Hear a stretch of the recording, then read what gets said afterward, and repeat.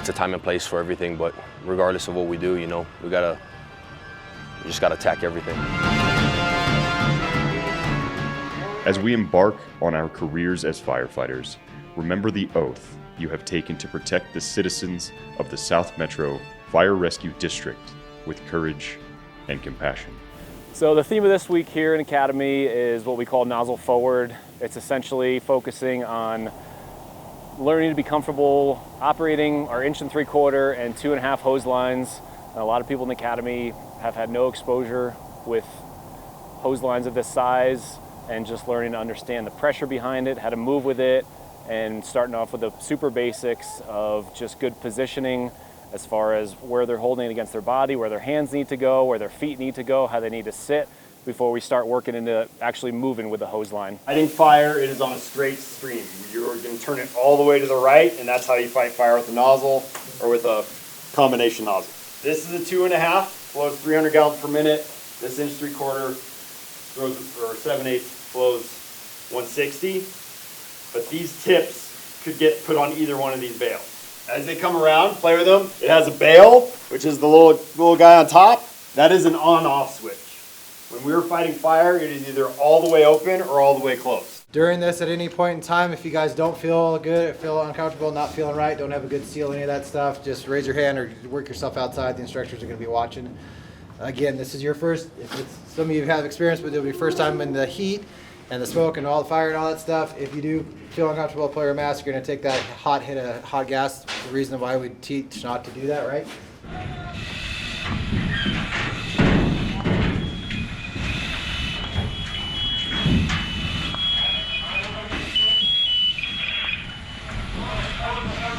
Before we even started hose line, we wanted to get the recruits introduced to a live burn scenario. So what we call our intro burn, which was essentially just some pallets, some OSB, and our controlled burn environment.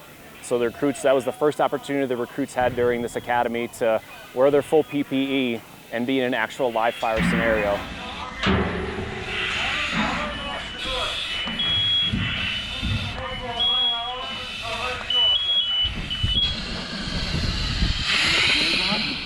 How was that? Hot? It was fun to go in and feel the heat. It was super hot. I could really feel it on my ears. Was the big spot. So yeah, it was fun to kind of go in there and feel like what it's going to be like throughout the academy when we're online. Using the tick to see kind of the different layers of, you know, how hot it was up top and down below. Seeing the neutral plane, all the gases up above us, or roll over. So yeah, it was a really good experience to kind of for our first intro, and looking forward to doing more of it for sure. This was my first burn. I had a great time doing it though. Was there anything surprising for you? Just how hot it can get that quickly. It was. It felt like a matter in like 2 minutes. It was roasting in there. How as we were crawling out, we could feel how hot it was on our shoulders, mostly because our pack had moved up off our shoulders, and that skin-to-skin contact like was burning a little bit more than what we were expecting. I mean, it's hot. It's really hot. It wasn't super surprising for me because I've done it before, but I mean, it doesn't, you're not used to it. You never get used to it. It's a lot of work. You throw this gear on, it's heavy. You encapsulate us and keep all that heat inside. It makes it even worse. And then you throw an external heat source from the fire. It makes life hell, but we have to go in there and do what we got to do. Just a little bit of momentum, and I'm letting go with my 3 fingers.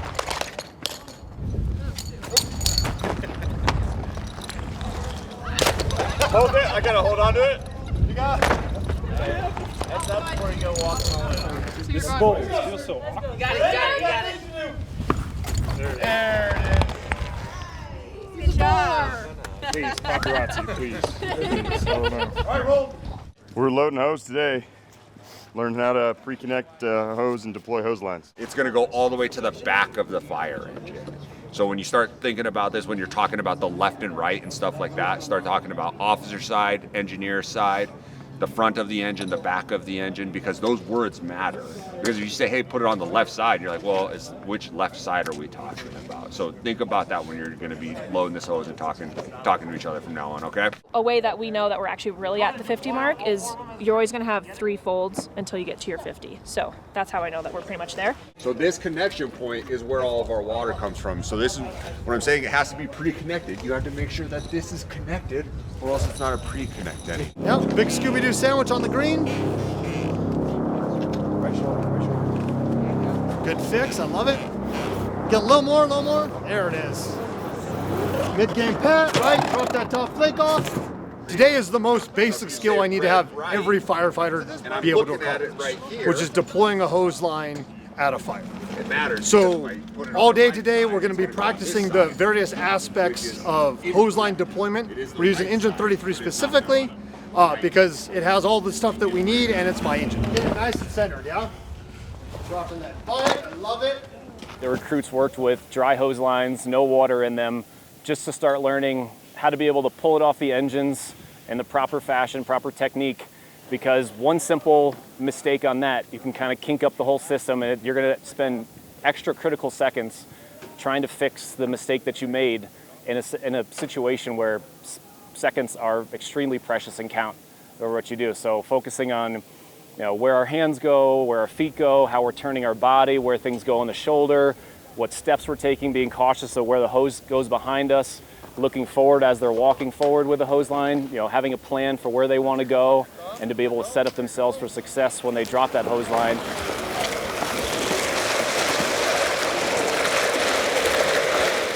Fun. Getting to do real firefighter stuff. Little, just repetitions like everything else. Little nuances you learn every single time. 100 feet of hose weighs somewhere between 30 and 40 pounds. And they're gonna pull 100 feet, put it on their shoulder, carry that around, and then grab another 100 feet and drag it on the ground. That's in addition to all of their bunker gear and air pack and helmet and everything else that can weigh up to 60 or 70 pounds as well. So it's a pretty substantial amount of work. And this is really the very first step of the fire. Matter of fact, we're looking to have this done and completely accomplished within the first 90 seconds of us getting there at a fire that I'm going to be at for 2 hours, right? So if this gasses me, I'm not going to be effective through the rest of this week. The idea is that we want to be fast, fire's growing, victims inside have limited time, we want to be as fast as we can to make entry into that building. Water! Water, water! To put the fire out, control the fire, and make grabs if we need to.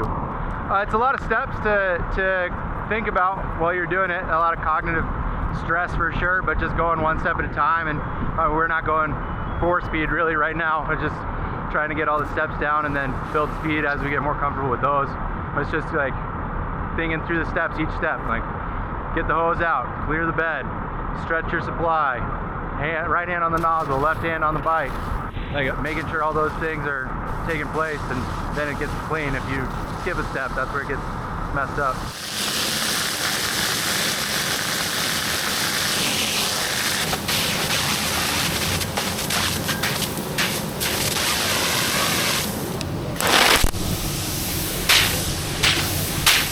Fire attack right now, right? So that's what we can do in our 90-second, in our mask up, we're transitioning, we're in a car fire while we're waiting to go in, right? While you're throwing your helmet back, get your mask on. This is where we're actually making a fire attack, right? So we still go high to low. We still work that top seal and do those same. And then we get to this point where we start flowing the hose and the water through the hose lines. They've set themselves up for success, being able to have the nozzle at a door with plenty of hose behind it that it's able to feed into the building correctly without having a lot of kinks at it, a lot of angles. The reality is in just a few months, these guys are going to be in service, and one of them, probably 3 of them on the different shifts, are going to be on Engine 33.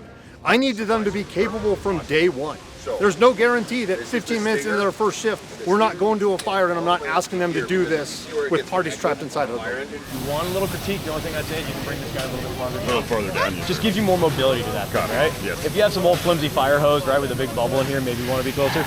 But it's just going to give you a little bit. You know this thing's not moving, right? Right. For me, I'm about right in there. Copy. Right? You can still get good mobility to that stream, get it all around. Yes, sir. Keep doing it. You're doing awesome. Yeah, there's tons of nuances to all of this. right? I mean, we literally have people that make a career of trying to get better and better at all of the little parts and pieces of just hose departments. So it really is important to start to understand all the things that can go wrong and how you're going to fix them on a real one. If you have a very soft toe back here, then your foot is not engaged. That's probably what he meant when he told you earlier. So I really like, basically my toe is curled underneath. I'm sitting on my heel. There's basically no pressure here, and then I just have a wide open stance. Yeah, I mean, there's only one thing that happens on every single fire across the entire world. The hose line gets pulled and water gets flowed. There's a lot of different sizes, shapes, and forms that can take, but it happens on every single fire. You circle. Okay. Wall, ceiling, wall, wall, ceiling, wall, wall, ceiling, wall, wall, ceiling, wall. You know what a Zamboni is? You play a lot of hockey? No, sir. The Zamboni is the thing that resurfaces the ice. Okay, yes, sir. Have you ever seen this? No, sir. Okay. Terrible. I can't use that analogy.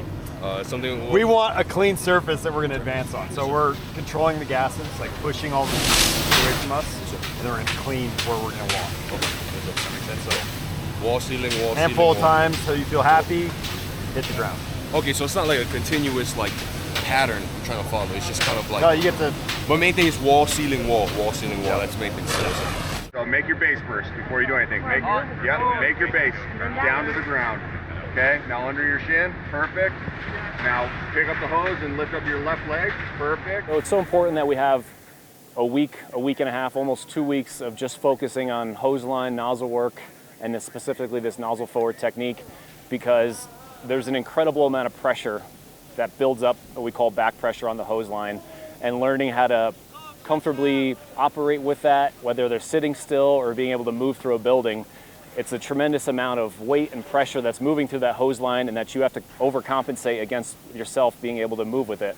Bottom fluid! Bottom fluid! So put into factor using that hose line, having an SCBA on your back, zero visibility conditions. Again, we're back to that muscle memory foundations of having a good foundation operating the hose line so they can do it safely and without having to think about what they're doing in a dangerous situation. David's body position is going to stay exactly the same. The only thing that's going to change is the orientation of the hose. He's going to move it from his hip to underneath his back leg. We did this a little yesterday, yeah? What's the benefit of this? Yeah, where does all the nozzle reaction go? Into the ground, right? He shouldn't, but could Dave actually do this without any hands? 100%. No big deal. Here at South Metro, we're extremely fortunate that we have Captain Schmidt on Engine 33, who's part of the Nozzle Forward Cadre, which is a nationally known training group that teaches the techniques that the recruits are learning this week. And it's kind of a progressive way. You know, history in the fire service has always been you pull the hose off, put the wet stuff on the red stuff. And there's a bit more finesse behind it, and that's what the recruits are learning this week. So long gone are kind of the days of pistol grips, which, you know, you think of like your garden hose at home, what you have, that little hand grip on it that you're able to spray it with. Fire hoses used to have that. We've gone away from those at South Metro and kind of started across the fire service. And that's what we're working toward this week. So firefighters are opening that nozzle up. They have that hose out in front of them. And the techniques that they're practicing right now is being able to move that nozzle around in a hallway. When you go to transition, once you straighten your leg, your right arm's gonna be holding a lot of it, right? You're gonna have to go kind of out a little bit. That's why getting your right leg straight is super important, so you don't have to go out as far. So you're gonna go out a little bit, both your arms are holding the hose, so your quick transition to the hip, and then back to here, right? How easy is this position? Pretty darn easy. There are a couple things that we need to be aware of. First of all, it's really, really easy, which makes us want to be a little lackadaisical about our position. We will often start to kick that left foot out, like we're just chilling, hanging out, my left leg straight, whatever. I'm just like super relaxed fighting this fire, okay? We do not want to do this. We're always going to keep an active left foot, okay? Because in real life, how many videos do we see where stuff fell over today or fell down? If something falls down on David's knee right here, what's going to happen? He's going to break his leg, right? If it falls down when his knee is bent, what happens? He gets a bruise. Which one do we want? A bruise. Yep. So we always keep an active left foot. The hose took a little get used to, but now I feel like everything's kind of falling into place, and it seems like by the end of the day we know a ton of stuff, and feel like at the beginning of the day, like, oh man, like this is pretty complicated, and then by the end of the day, it's pretty cool how far we've gone. I'm pretty much supporting her, and when she's moving forward, I'm helping push the hose forward for her. Trying to relieve some tension. Certainly taxing. I think the way it requires your body to move isn't inherently natural. You have to have certain mobility, kind of like standards. You still have to have certain strength standards. But for the people who aren't as big, it's all like technique is everything. Wall, ceiling, wall. Every now and again, we're going to sweep that floor. Right? If you get closer, you can make it bigger. Don't lose that top seal. That's important, right? Yes, sir. Good job, man. You can take that left hand off completely, right? And just flow from there. Yes, sir. You look like you're doing good, man. It's tough. It's hard. It's tough on the knees, crawling on the concrete all the time, but it's a lot of fun playing with giant garden hoses. Kind of closed off here, so you want to make sure that you can see where you're going to, so a little bit more. It's really important to have a learning attitude, right? We know that a lot of these people don't really know what they're doing yet. So you have to go in with an open mind. But the other half of that is you have to have a little grit. This is a hard job. These things are heavy, and I need you to be able to accomplish the mission when you're scared to death out of fire. Forward 5.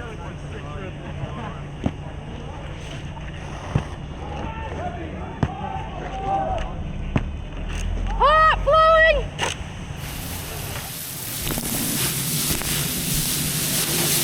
We've been doing a lot of classroom work lately, so it's nice to be out here and start to actually get to do some cool firefighter skills.